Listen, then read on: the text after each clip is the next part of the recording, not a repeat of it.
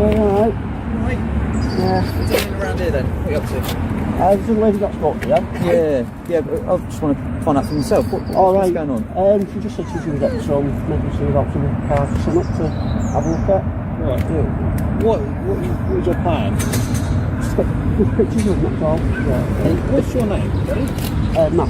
Matt, what's your last name? It's like I just explained it to the lady, I just rather not, because I You don't want to say? yeah, I just do take pictures of police cars and stuff, if I go out doing it every time. Any particular reason? Yeah, I just don't want it going through the system all the time, that's all. No, as in, why are you taking pictures of police cars? Just a hobby.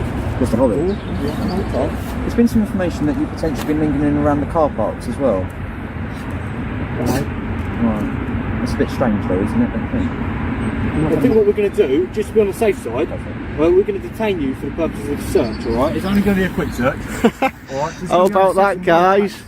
They promised us a look at the police cars. The officer actually begins the interaction on a reasonably steady footing, which is worth noting. But things go downhill fast once they realize the auditor isn't simply walking away. Instead of evaluating the situation properly and recognizing that filming in itself is a perfectly lawful act, they leap straight to detaining him for a search. This shows a clear inability to distinguish between conduct that is merely out of the ordinary and conduct that genuinely indicates criminal activity, a fundamental skill every officer should have. In that regard, they've stumbled at the very first hurdle of the audit. These two douchebags are just going to detain us. Right, so what's the problem with that? What's your call number? What's my con number? PC 15138 Melville. 15004. Mate, there's no point getting a little bit aggy about it. Well, there's no need for a search. I've come to take pictures. I explained to the lady. It's a bit odd behaviour. She said, no, it's not. There's pictures and videos all over YouTube, especially you lot with your rubber gloves searching people taking pictures. You're scumbags. Right, so you've come here to take pictures of police car up an acorn of scumbags. You're going to be detained for the purpose of a search. I couldn't care less. Couldn't care less. Section 1 of pace, Where you going? Right, I'm going to put this down here. My camera's on, alright? I'll be having a copy of that as well. Yeah, absolutely. So what we're going to do, we're searching now, and then as a result of this, we make a search record. I'll put my foot on it. Yeah. So as a result of the search, we're going to make a search record, alright? Yeah, I know you've got up to 3 yeah. months to claim for a copy of that search record, alright? Like I said, it's under section 1 of pace, and it's good. You've reported. The officer does at least manage to quote the correct legislation, section 1 of PACE, which shows he knows the tool he wants to rely on. Unfortunately, that's where the praise ends. His supposed grounds for the search, hanging around the car park, are incredibly flimsy and fall far short of the legal requirement for reasonable suspicion of carrying a prohibited item. And when the auditor presses him for specifics, the officers can't even name what they think they're going to find. That is a major procedural failure. If you can't articulate the suspected item, you don't have grounds. Full stop. This makes the search look suspiciously like a punishment for filming, or proof that the officers simply haven't been properly trained. Either way, it's not lawful policing. Around. I don't know if you've been on the side of the barriers or not. What are you expecting to find? We're not sure. Anything that might be related you need to know what exactly, you're going to find. You don't just search someone and say you're not sure. What anything relating to theft of motor vehicles, you know, vehicle interference. We have people that have stuff on them to try and open car doors and things like that. With all these cameras, well, that's what I'm not sure. Vehicle. Check these numbers as a result, that's what we're going to search. Alright, these two are going to be famous. Get on with the search. We're going to do it in our own time, sir. At the end of the day, you've come here, okay? Which I'm entitled to do. Yeah, absolutely. And other people you're going to allow me to talk. You're going to allow me to talk. I'm just going to be talking over you. Talking over you. Right, fine. You've been detained for the purpose of search. My colleagues explained. It's been said that you've been walking in and around vehicles. So? Fine. Mate, I have not been around any vehicles. Allow me to explain why you're being detained. Allow me to explain why you're being detained. It's been alleged that you've been walking around the vehicle. That's a bit suspicious behaviour. You can be detained for the purpose of search. Yes, it is. You can be detained for the purpose of search to discover whether or not you've got anything on you linked to those offences. And guess what? One of the officers fires off the old cliché, if you've done nothing wrong, you've got nothing to worry about. That line gets used constantly to brush aside people's rights, but it completely misunderstands the law. PACE doesn't work on the basis of innocence, it works on grounds. Officers must have lawful, evidence-based suspicion before they lay hands on anyone. Whether the person searched turns out to be innocent is irrelevant. An unlawful search doesn't magically become lawful afterward just because nothing was found. What makes this even weaker is that the officers are acting entirely off a second-hand accusation they didn't witness. That's not a foundation for detention, that's guesswork wrapped in authority. It's an commission offence. You don't have anything on you, you've got nothing to worry about. Yeah, guess what else I haven't got on me? Any ID nuts, so crack on. No worries. That's absolutely fine.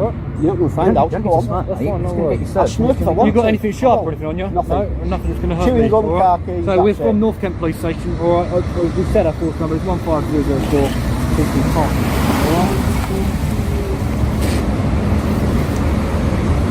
How's it gone from? She'll go and see if she can get some marked cars for us to have a look at. I'm just going to put A search. What's that? How's it gone from? I'll get you some Just pictures. explain that to you, sir. It's been alleged that you've been walking in around between So why did vehicles. you say she'd go and get someone to see if she could get some marked cars to look at? I don't know. I wasn't there when that conversation happened. Well, did she not fill you in?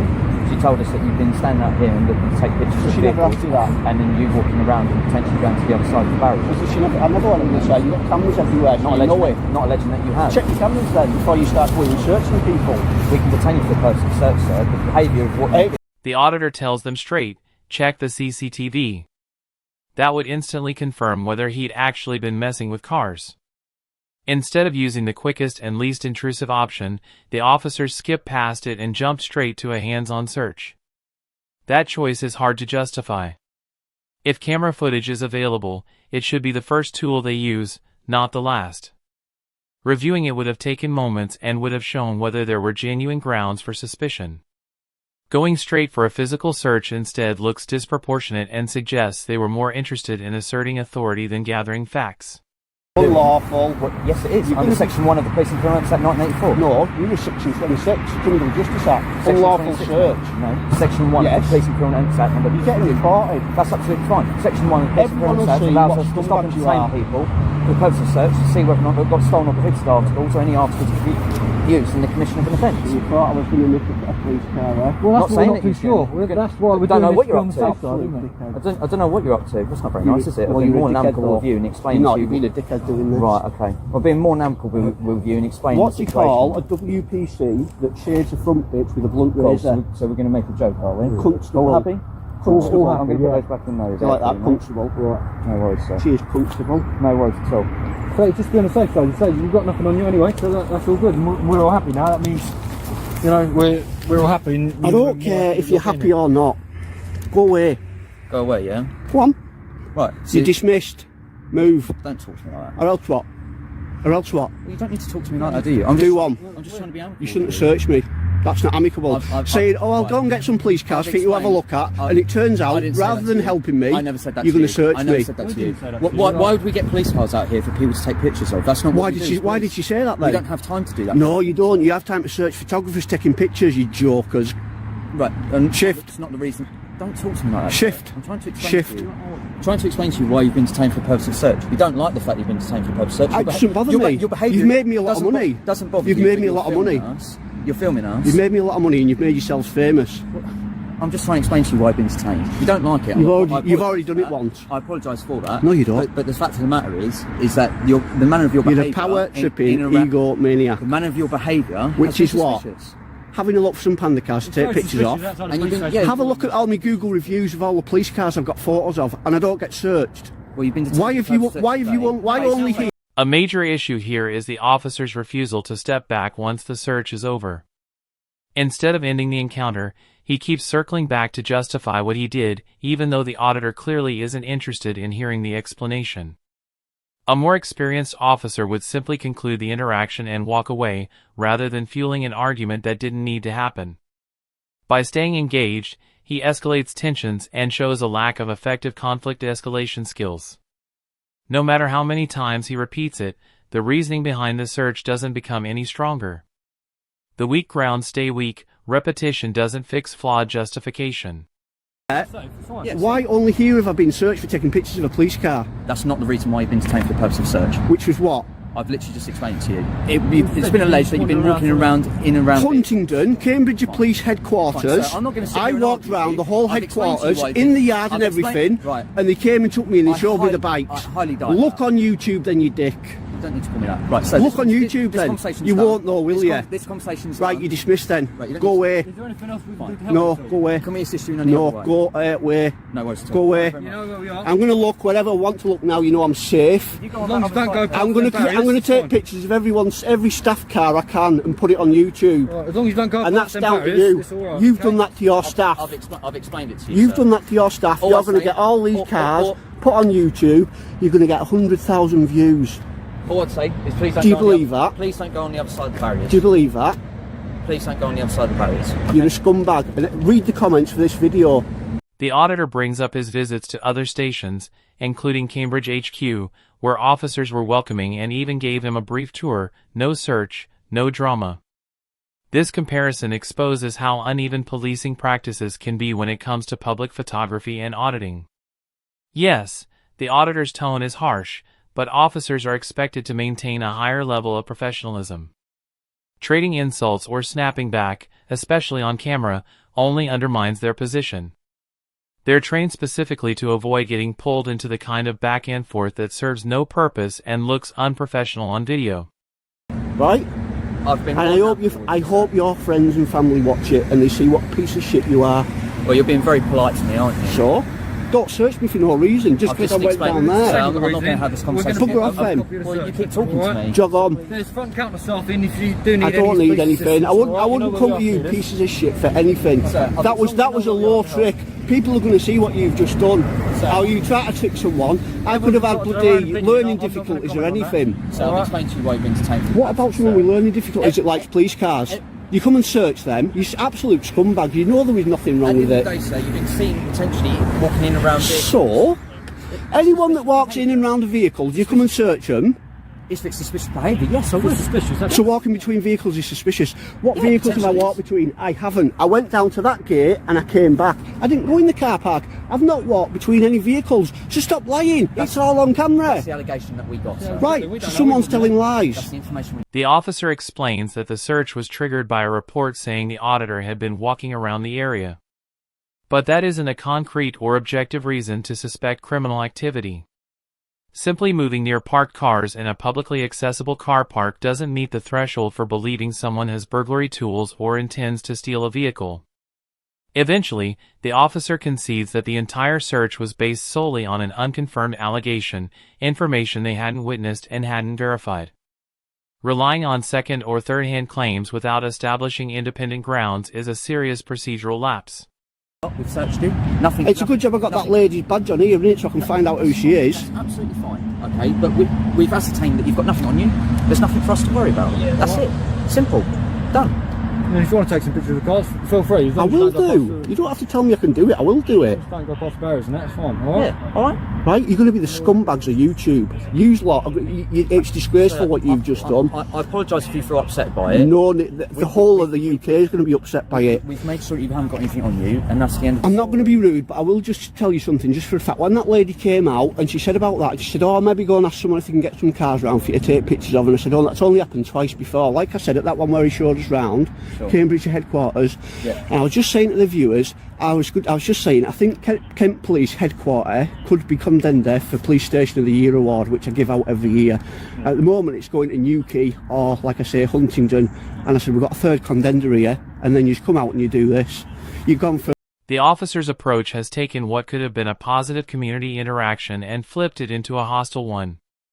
The auditor even mentions that he was ready to compliment the station after a friendly chat with a staff member, but the unnecessary search destroyed that goodwill instantly. This is a perfect example of how using forceful tactics on shaky grounds can erode public trust. Instead of reflecting on whether the initial report might have been inaccurate or exaggerated, the officer keeps leaning on the information we received as if repeating it makes the response justified. It shows a reluctance to acknowledge that their actions may have been over the top or based on unreliable intel. Potentially...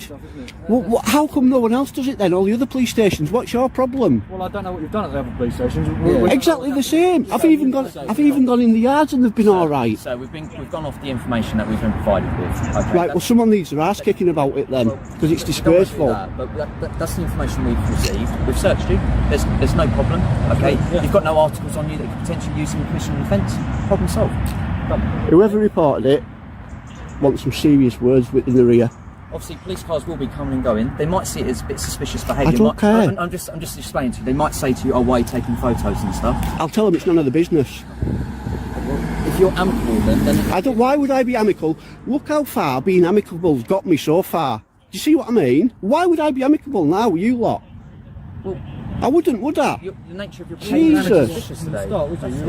It wasn't suspicious. I told her exactly what I was I'll doing. explain to you why you've been detained. I wasn't down there doing what she said. We're gonna back and forth. Right, Back well, and forth. off you go then. Well, I'm going to go back in. Okay. All I would say is that you might get other police coming. I couldn't outside. care less. I'll go through them like I don't know what if I do. No worries at all, sir. All right. Thank you for your day. I'll kick the backside. The encounter ends with the officers attempting to offer the auditor some advice, which he immediately dismisses, and understandably so. He approached them politely at the start, yet still ended up being searched without solid grounds. His takeaway is simple: cooperating didn't protect him from an unnecessary escalation. This highlights an important lesson. People form their expectations of policing based on how they're treated, and this situation taught the auditor that compliance brings no benefit. From the flimsy justification for the search all the way to the officer's inability to de-escalate, the entire exchange stands as a clear example of how not to handle an audit.